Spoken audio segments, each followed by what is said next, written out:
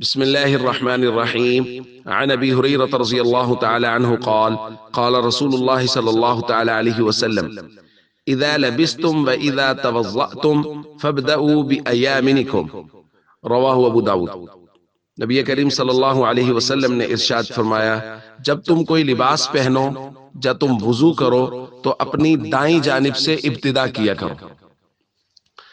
دوستو، نبی کریم صلی اللہ علیہ وسلم کو دائیں جانب بہت پسند تھی، اور حضور علیہ الصلوۃ والسلام امور میں دائیں جانب کو ترجیح دیتے تھے۔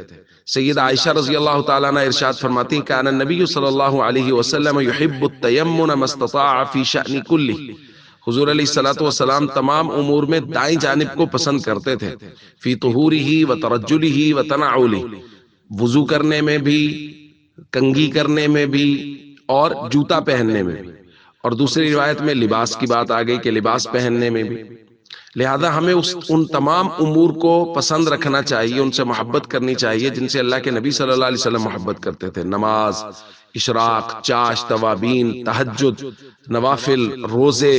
حضور علیہ الصلوۃ والسلام روزوں کا معمول رکھتے تھے، تو یہ تمام چیزیں ہمیں پسند ہونی چاہیے۔ اور جیسا کہ آج کی روایت میں ہے کہ دائیں جانب کو پسند کرنا، قمیص پہن رہے ہیں تو پہلے دایاں بازو پہن لیں، شلوار وغیرہ پہن رہے ہیں تو پہلے دایاں پاؤں پہن لیں، اسی طرح باقی تمام امور میں بھی۔